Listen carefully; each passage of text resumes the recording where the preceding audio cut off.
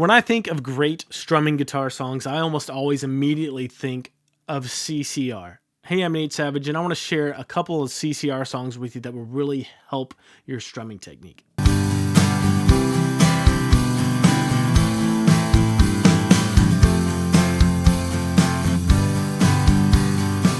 Have you ever seen The Rain is a fairly simple strumming pattern, at least for this part of the song, straight eighth notes alternating down and up strokes. So it presents a really good opportunity to first of all work on some basic strumming technique. Now, a lot of people say, oh, yeah, use your elbow. Don't use your elbow.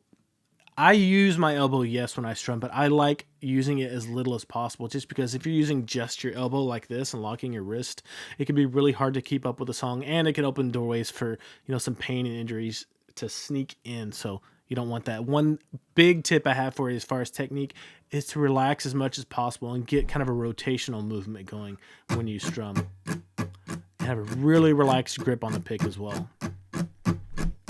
I'm still using my elbow, but that rotational movement allows me to strum. I can strum like this for hours and I wouldn't be tired out, and I can still keep up with a faster tempo song. So try that. Also, if you're having trouble with your pick flying out of your fingers, try gripping the pick with two fingers like this, or at least supporting it to make little micro adjustments with this second finger right here.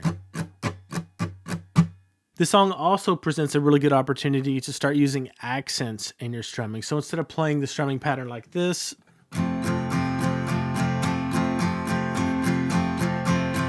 what you can do is throw in some accents on 2 and 4 to kind of help match up with what's going on with the drums, the snare drum on 2 and 4, like this.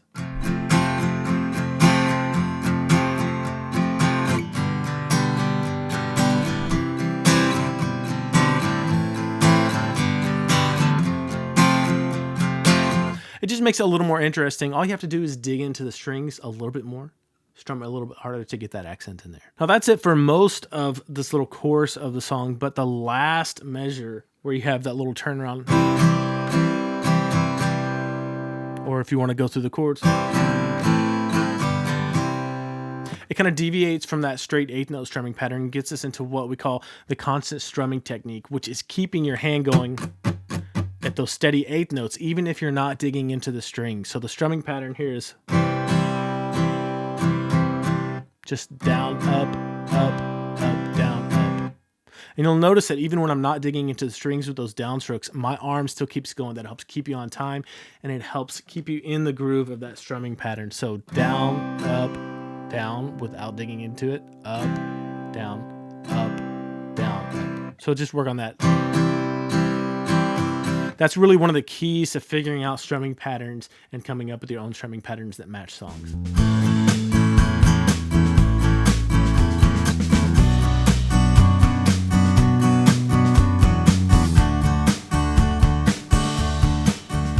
Proud Mary kind of takes things to the next level. We're still using a straight eighth note strumming pattern, alternating down and up strokes, but instead of just accenting the 2 and 4, we're going to put a muted strum on the 2 and 4 to kind of just make things even more drum-like, like a snare drum is hitting along with you, something like this.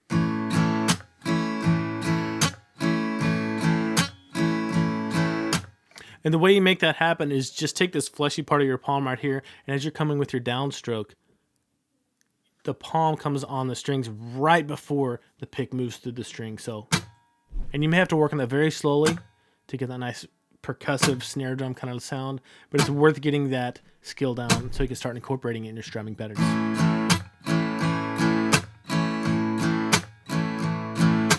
The turnaround part of this chorus that goes like this.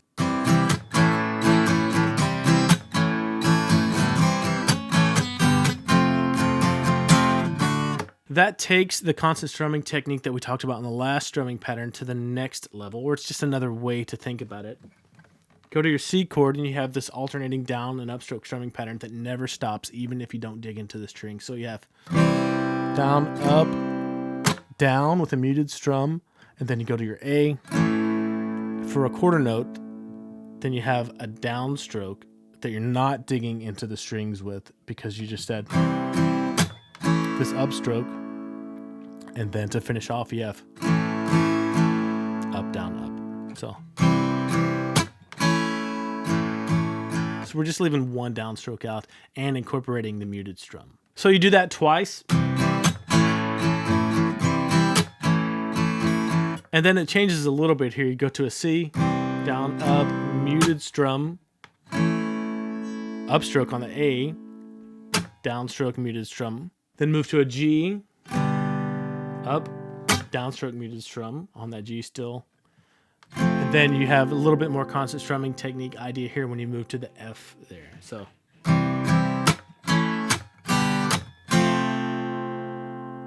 And you hold that F out through just the one of the next measure, and then you pick up on the and of 1, and 2, and 3, and 4.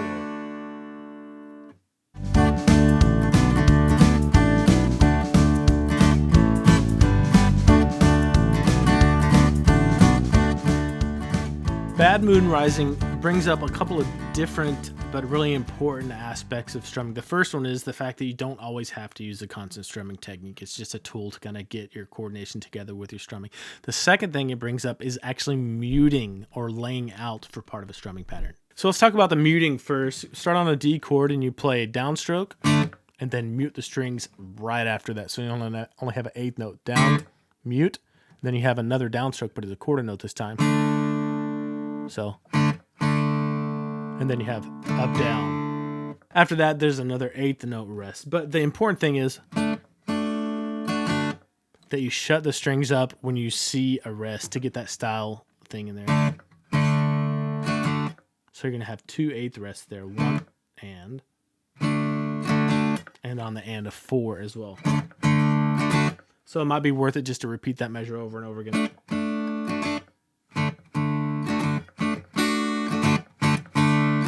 The second thing that you'll notice here is I'm not using the constant strumming technique. When I hit that second strum, my hand stays down. I don't do an upstroke to keep myself in rhythm.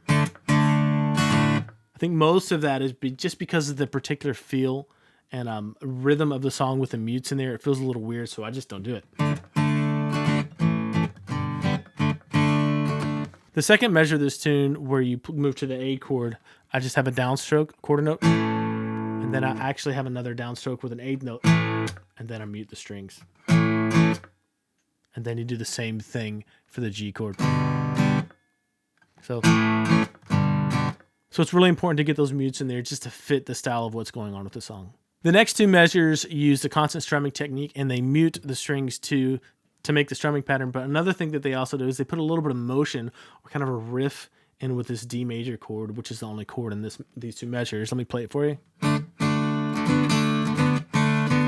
So for this, you have a downstroke with an eighth note, and then a mute, and then a quarter note with a downstroke. And then you go into this little riff where you play upstroke, downstroke, and your pinky rocks to the 4th fret of the G string there. And then another upstroke with a regular D, and then another rock with your pinky.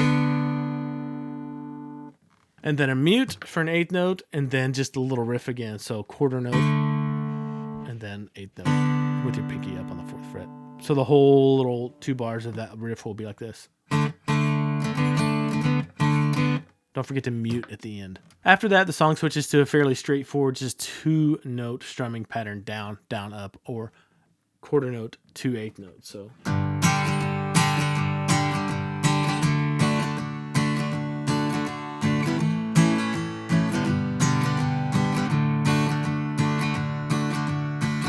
So if you've been having trouble developing your strumming to the point where you can figure out strumming patterns and come up with your own strumming patterns, this is a great series of songs to go through.